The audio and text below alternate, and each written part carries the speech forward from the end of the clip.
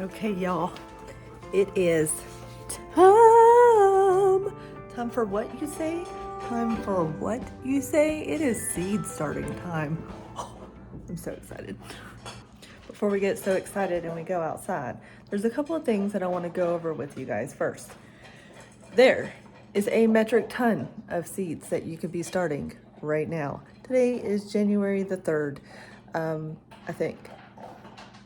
Yep, my thoughts thought right. So today is January 3rd.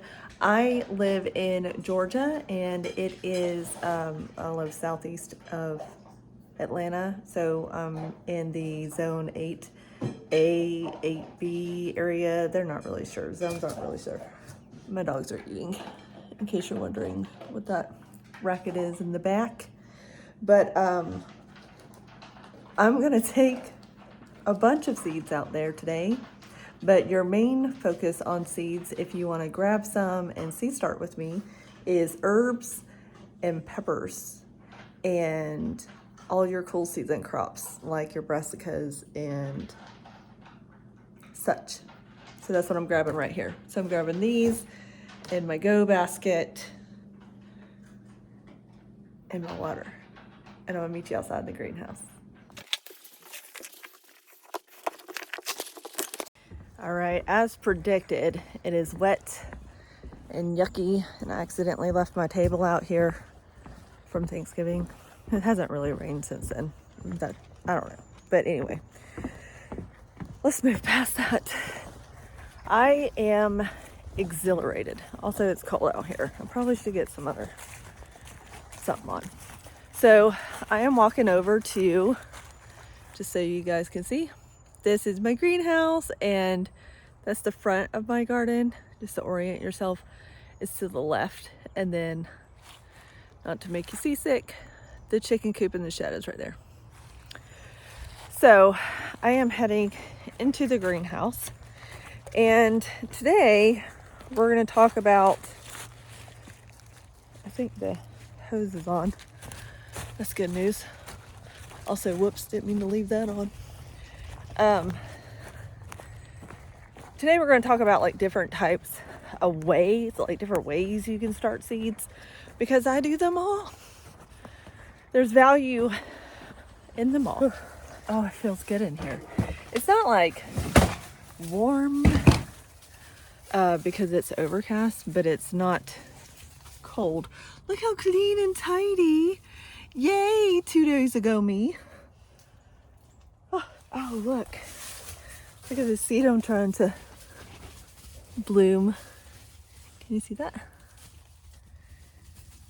Oh, it's so pretty. Oh, and my dog. This is Rummy. We got her from a friend of mine. She lives in Miami now, but her name is Coco.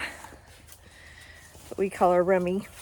All right, so I'm gonna go get the hose so I can have some water.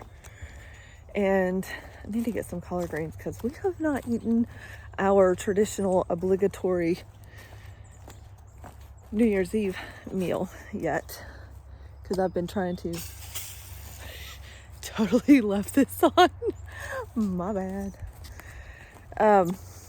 Anyway, we've been trying to eat what's in our fridge, which is good stewardship, but I am excited about getting some greens and cornbread and beans. That's my favorite meal. And so I'm very excited. So the first thing I'm going to do is I'm going to water in here. Because I didn't do that the other day. And I can see some very obvious dry spots. You see the different color between that soil right there and that soil right there? It's water.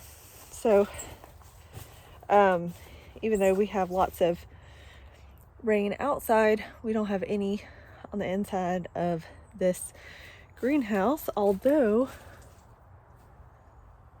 there's a puddle of water right there. So that means there's a leak or something. All right, now that we have everything watered, and I went ahead and filled up these jugs just because I like to have water in here for when I don't have the hose accidentally left on, I can water what's needed. Generally, watering needs in a unheated greenhouse like what I have right now are fairly low maintenance. But always having water on hand is going to help you out in the long run. Because you always want to set yourself up, your future self up for success. Because that's where the joy comes from. So it looks so pretty. I'm very excited. I've got impromptu tour here. But all these sticks are hydrangea plants from a client who changed their mind midway through the design, which is totally fine. But they reimbursed half of these. And so I got to keep them. I'm really excited. They are called Little Hottie hydrangeas. And so I'm wondering if I can keep them in this environment and they'll flush a little bit earlier so that I can have blooms for an event that I'm having.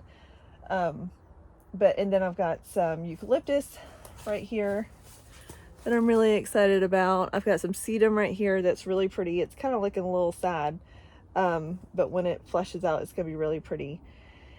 And some different perennials and environmental natives and things like that in here that I just didn't get a chance to plant throughout the year last year. So throughout the spring and in the coming up just a little bit, I'm going to try to plant them as much as possible because I finally had a chance to sit down and figure out computer stuff. And I have a map schematic of the future, like 2026 VGBR garden. So that is very exciting. And so today, though, we're not talking about garden planning. We can, but we'll probably touch on it a little bit. But I really wanted to show you guys, and the reason why I brought you along today is because I'm super excited. I know you're super excited. And I wanted to show you a couple of different methods of how I start my seeds. So I do something called winter sowing, which is where you use those milk jugs and those salad containers that you can't see behind the bag right there. And you just plant the seeds and let them cold stratify on their own. And I'm going to do that with a lot of what I have right now. Hang on. Splinters. Okay, so winter sowing is essentially putting seeds that need to be cold stratified in an environment where they can receive that cold stratification, but also it's like a little greenhouse mini terrarium type situation to where you can kind of set it up, put it in position, and then leave it. So that's winter sowing. The second thing that I do is I will multi-sow, which is where I take the seeds and I get one container like this. This is a 1501 individualized little pot that I got from Ace when I bought plants.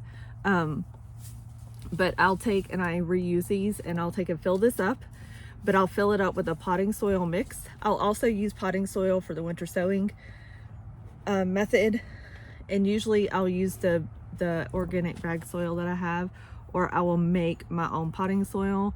Right now I only have the bag potting soil because I don't have any compost or anything like that ready to make my own potting soil for this season, but that's coming. So comment down below if you would like to see a video of me making my own potting soil or my own potting soil mix. So anyway, what I do is I'll fill this up and I will put all of the whole packet in this one container. And that's called multi-sowing. And usually what I do with that, or why I use multi-sowing techniques, is because I find when I sow them all in one, they have an opportunity to germinate, and then they have an opportunity to grow in a very small space. This is like the 3 by 3 or 2.5 by 2.5. I don't know. I can measure it. 100%. That's 4 inches, not 3. But anyway, this is, I can do my entire pack of tomato plants right here in this one situation because they'll germinate, and I can keep them in a condensed area because having them stay at that excuse me, having them stay at that size and fertilizing them is easier, but also I can separate them and pot them up easier. So I can germinate and grow out as seedlings here, and then when they get about inches tall or so, then I'll separate them, and usually I can separate them and immediately plant them straight out where I live, if the soil temperature is warm enough, because tomatoes don't really mind cooler air temperatures if the soil is warm enough and they don't actually get hit by frost. Okay, but my favorite way to use multi-sowing in a container like this is for tomatoes and peppers and eggplants. And I don't know if I'm going to do eggplants this year. I might to sell them, but not for my personal garden. And that's what I'm going to be starting to now. So this is what I'm going to be using for multi-sow. Then I do something called seed blocking, or soil blocking. And that's the third way that I start seeds. And it's a machine that I have like this. This is a plug blocker. It looks a little intimidating, but this is probably the smartest investment that I have made as a land steward and starting my own seeds. I mean, top purchase probably, because I can take this in any container and create soil blocks to where I can plant seeds in. And this is a plug block. The phone is actually set up on the 2-inch one.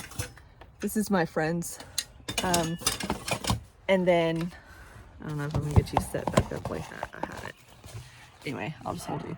So this soil blocker is a one-time investment thing for me, and I can take and create little soil plugs with the soil blocker, and put it in any container for it to absorb. So I have, if you look behind me, I have these stainless steel trays. I have these little trays that are left over from when I purchased plants. I've got this random little, I don't know what that is actually. Tiana gave me that, and I think she said it was like a coffee table top or something like that, but you know what, in my head, the seed starting tray. So essentially when you use soil block things, you want to use a tray that does not have holes in it, so that you can keep the moisture level consistent, because it doesn't have plastic. So that's what I'm trying to do moving forward, is we are going to get out of using plastic. But because I worked at a garden center and I purchased bulk plants, I have a lot of plastic on hand, like these containers, and I save them because I don't believe there should be such a thing as single-use plastic. And it just is not financially responsible for me to go out and just buy a whole bunch of stuff, because I don't want to, because then this would still end up in the landfill. So I'm going to use it until it breaks. And then once it breaks, I'm just going to make conscious decisions to move forward with, sustainable efforts. And this right here, this soil blocker, is the best way to start that. So I think I covered all the different ways we're going to start seeds today, which is the soil block and the winter sowing and the multi-sowing. Right now, I'm going to go through the seeds that I have and separate them into seed starting methods. So that's what I'm going to do real fast, just so that I can have this conversation a little bit more intelligently with you, my friends. Turnips, kale, chives, and broccoli. Let's see.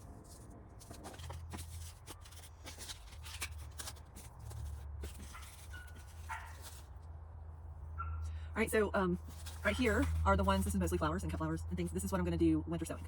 All right, and then I have all of my root plants, like my carrots, my parsnips, Let's see, the sweet peas, which I also have these sweet peas soaking. Those are all going to be direct sown. This is all spinach, which I'm going to start with seed blocks. So all of the rest of this is going to be seed blocks.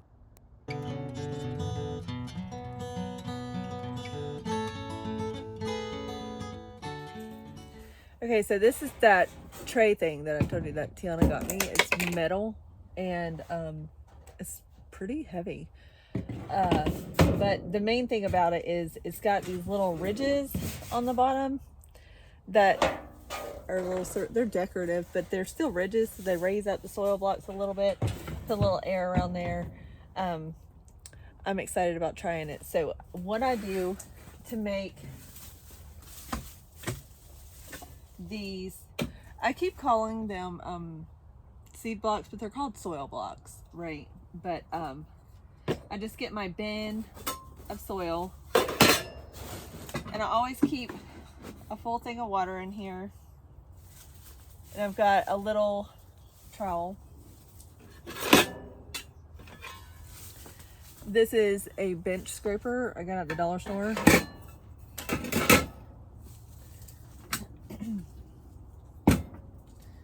And I'm gonna use this one. Like I said, it's the little one. There's 20 of them, 20 little blocks. They're plug.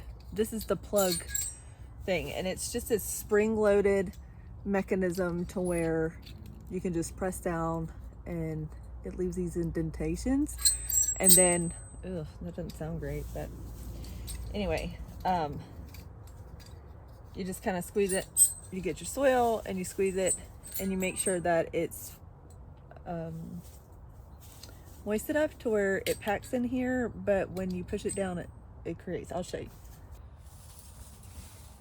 So this has been here for a little while, so it's a little bit like a lot of bit dry actually.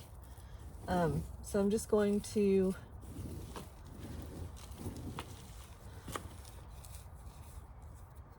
break it up a little bit.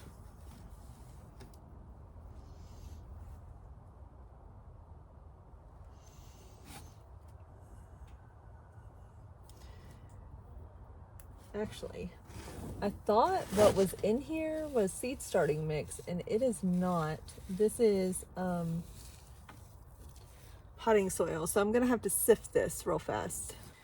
All right, because we are so low tech here. This is how I'm gonna sift it. I have a container that's got little holes in it, and I'm gonna take and just sift out so that only the small bits will come out. It's probably a little too much, but see, now it's small bits, and that's what I can use in the plug tray. So see how it has these large bits in there, and this is finer.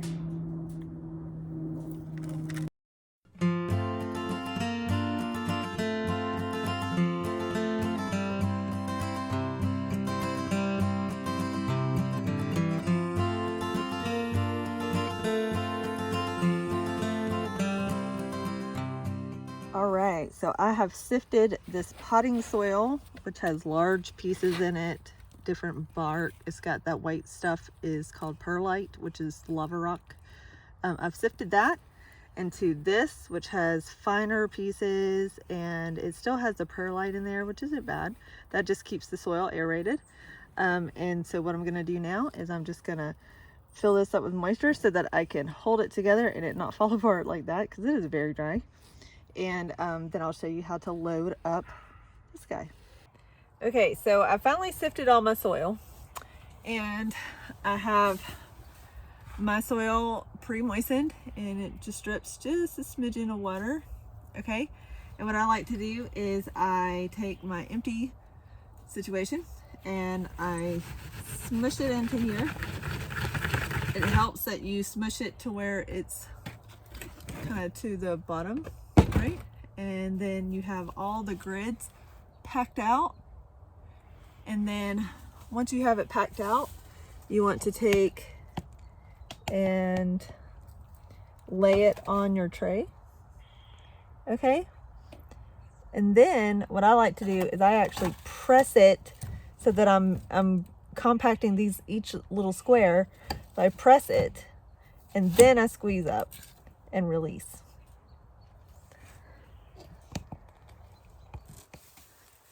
See, it's easy and it's fun. I'm playing in the dirt. I'm living my best life over here. But the biggest thing about using a soil blocker is that it's one investment, and you can find a flat surface to put seedlings on, and you can use a Walmart bag or something like that as a humidity dome. It does not have to be hard. It does not have to be overwhelming, and it doesn't have to be complicated.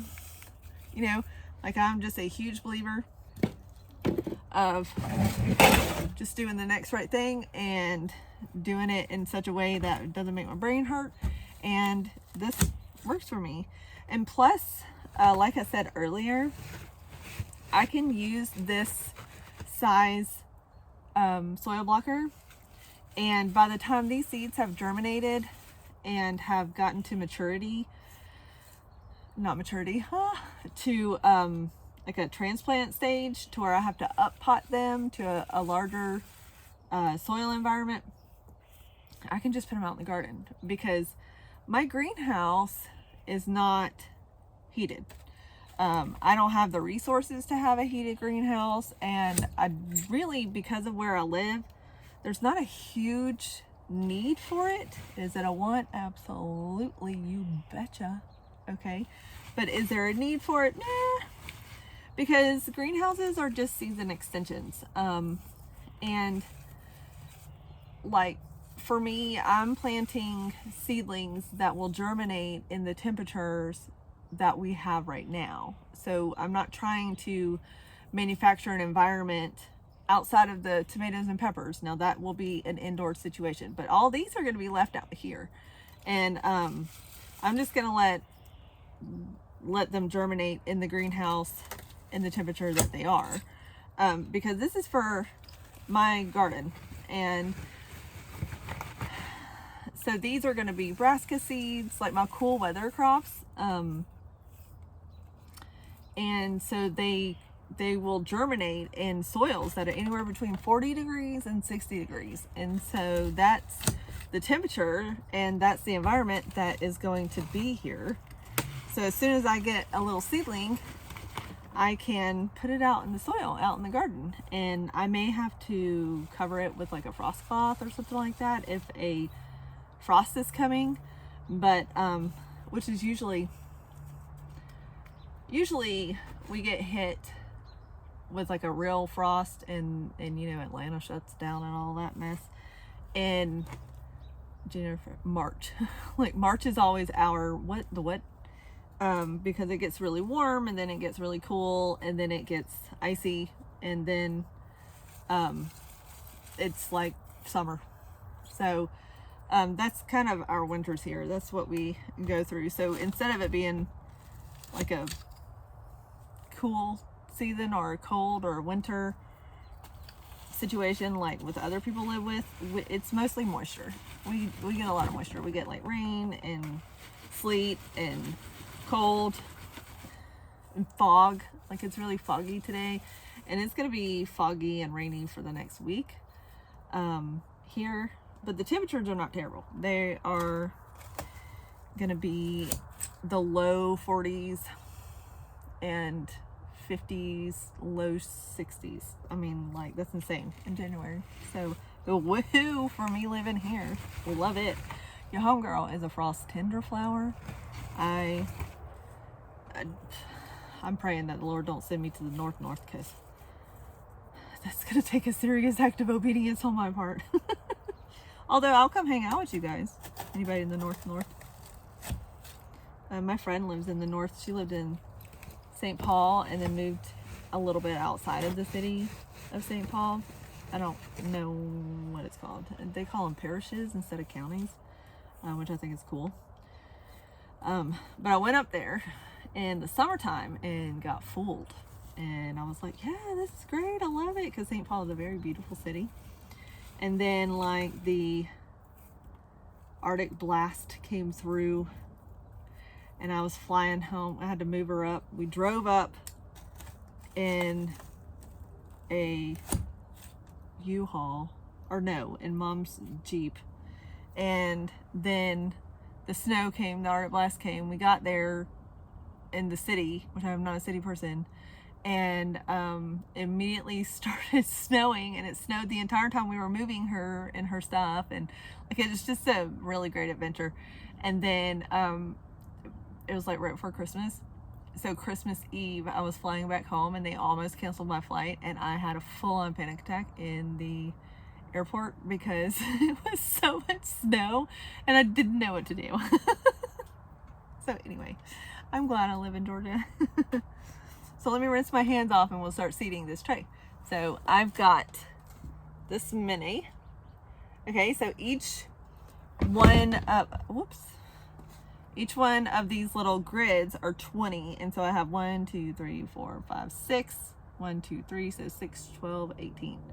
Right? 3, 6, 9, 12, 18 grids of 20. So I think 20 is a good amount of transplants for me to put in my personal garden. So let's get started. Okay, usually I recommend this part before you do the soil plan in part, because now your hands are all dirty. Okay, here we go. So I have 18 things that I can start. So what do I want to start now? Well, I need to start these Brussels sprouts because I sure enough laid this pack right in the puddle of water that I pointed out at the beginning of this video, like a genius. So definitely gonna do that there. Then I want to do my purple cauliflower. Let's see. Spinach and beets. Well, these aren't big enough for beets. Okay, so thing about beets are very large seeds. These little plug trays are better for teeny little seeds, obviously, so that they have room to germinate and, you know, do their thing. But with beets, I'm gonna do the larger soil blocks. I'm not gonna do those today. I'm gonna move past it. I'm gonna do kale. Everybody loves kale. Do another kale right there. Broccoli. Wait. Okay, so Belsar is truly a star in any climate. This is heat stress, so let's not do that one right now. We're gonna do Calabrese. Okay. So also, just while you're seed shopping and you're kind of going through this, make sure when you buy your seeds, you're thinking about when you're going to start the seeds, which I have 2 different varieties of broccoli here. This is Calabrese green sprouting broccoli. And it's really good to, it's a cool weather broccoli. Like, it likes the cold. This is normal broccoli. But there's new cultivars out there, like this one, where it says it is selected for its heat tolerance. So I want broccoli and I'm trying to feed my family as much as I can from our garden. So in selecting seeds, I'm selecting seeds with a purpose. So I'm going to start the cool weathers because it's January. And so I'm going to save the warmer weather for the next, probably not the next sowing, but the next sowing, right? So that I can have that. I've got some twister cauliflower, which I get my seeds pretty much from anywhere. Okay, so this one is Snowball Early. And this one says to preserve. I'm just going to pick the twister one, or because this one is 50 to 70 days to harvest, and this variety is 70 to 80 days harvest. that means that I can probably plant that one this week, and then in 2 weeks plant this one, and have a succession sowing type situation right there. So this is going back here. Okay, now I got Brussels sprouts right there. I put it in water like a goofball. And so Swiss chard. Okay, I think Swiss chard is beautiful, and you can use it for lots of things. But one of the things, they're also large herb seeds, so we'll try it in here. One of the things I'm going to do with Swiss chard is make alongside of the kale and the spinach and the chard, I'm going to try to make a greens powder, and then also feed my chickens. So I want my garden to work for me. So I'm going to do Brunswick cabbage, and then this cabbage, I don't know how to say that word. That one's going there. And oh hey, it looks like I'm going through it. So let's pick the lettuces. Okay, lettuce is an adventure. Okay, when you go to pick lettuce in different types, I have 1, 2, 3, 4, 5, 6, 7. I have 7 extra. Oh no, I want to do this too. Red giant mustard. So I have 6 extra. Also probably this one, because it's pretty. Okay, just kidding. I have 5 leftover blocks, and so each block is 20 plants. So that means I'm going to have 20 plants of a lettuce. So this one is red sales, which I love. I also want to grow lettuce to kind of work in really pretty foodscape designs. So I'm definitely doing red sales. This is a mesclun mix, which we're going to kind of move past because I'm going to do that on the larger ones. This is a crispy head Great Lakes 118, and it says add crunch to your salad sandwiches with this classic iceberg. So a lot of times icebergs have a bad rap in the nutrient world because they're like, it doesn't have any. But the way that they grow iceberg lettuces in mass ag or greenhouse growing, they don't necessarily give them a chance to absorb nutrients. But me as a backyard garden, I am putting this in a very high nutrient dense soil, so it's going to transfer over. So I am okay with eating that and feeding it to my family because they are going to get nutrients from this. Okay, this one's heat tolerant though, so we want to save that one for later. Black seeded Simpson is a very good cool weather. These are new to me. This seed company is called Mary Heirloom Seed, and she's precious. I posted on one of my Facebook groups about the ministry that I was doing last year in Swannanoa, and she sent these seeds, and I'm actually starting these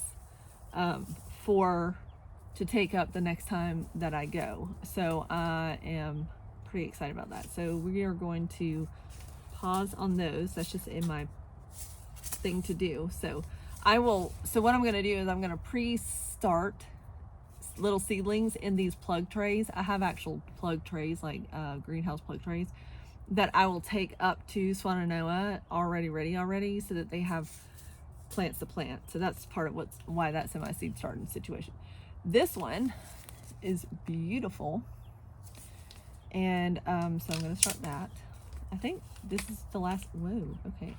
So that's that one. This is also black seeded Simpson. So we'll pause, and this is Merlot, which is beautiful. Okay, so that means I need another seed packet because I have an extra situation. Cilantro. Let's try that. Let's do. Oh, you know what? No, I'll do chives next time. I want to do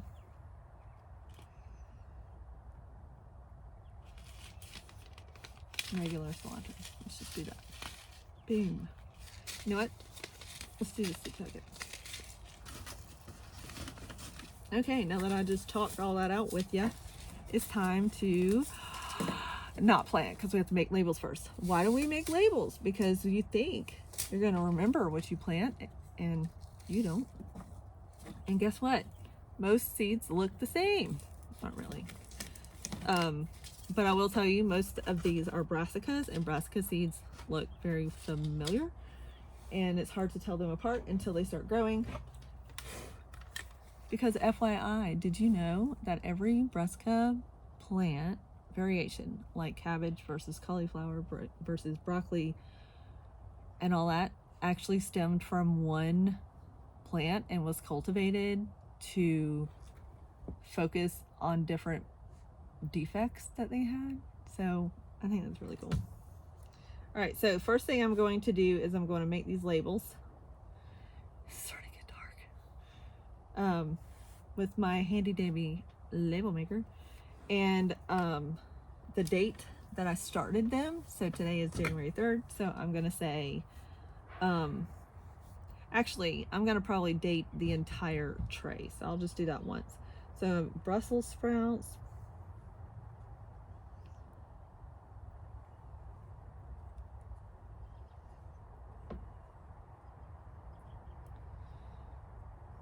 And this is Long Island.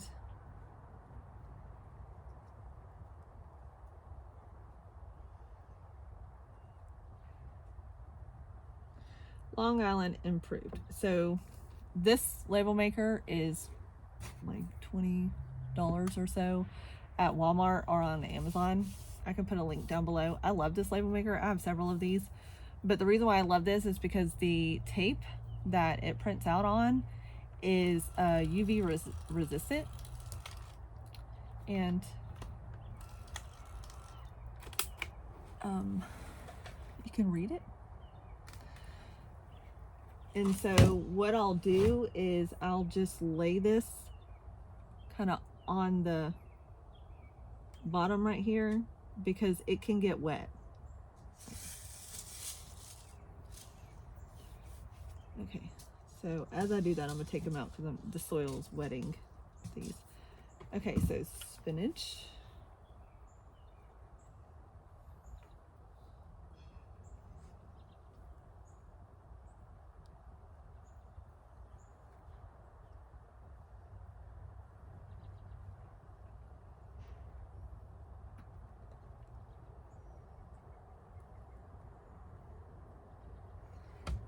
I have to like triple check on spelling because I can't spell.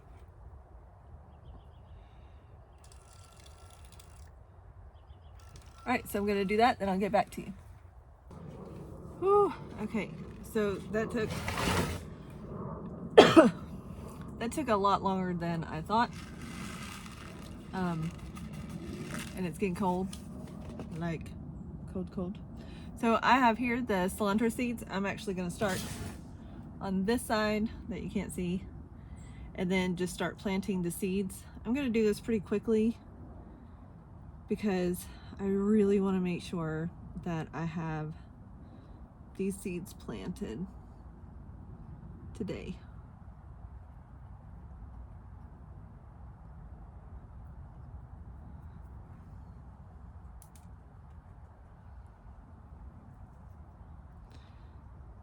So these are plug trays, and so they're small. I'm using a potting soil. A lot of people recommend using a seed starting soil. It doesn't really matter as long as your soil works together. I prefer a potting soil versus a seed starting soil because potting soil has nutrients available and the seed starting soil doesn't. It is sterile. It's just like a soilless medium. Not necessarily a bad thing, not something I want to do because I just don't want to do that step. Like, I'm lazy and I don't want to. So, okay, so what I did right here. Let me take you off and show you. I started with the bigger seed so you can kind of see it. This is the cilantro right here. And so I'm unsticking that from my finger. I'm just gently pressing the seed to the soil right here because there's these little divots. I don't know if you can see it. You can kind of see it right here, but I'm just kind of plopping them down in the divots so that the soil is, the seed is touching the whole soil. And then I'm taking them with me. Lord have mercy. This is hard to do, to film.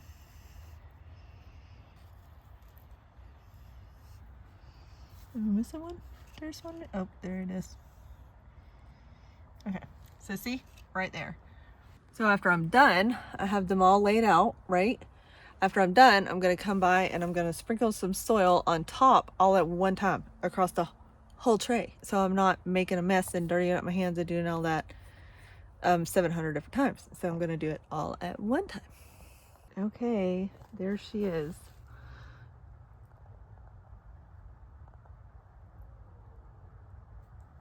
Got away from me and it is now officially dark, so that's all I could do today, but I just want to say thank you so much for hanging out with me. There is the tray. I'm leaving it out here in the greenhouse and I am not going to heat it or anything like that because it should be just fine. Y'all have a blessed day and see you in the next video.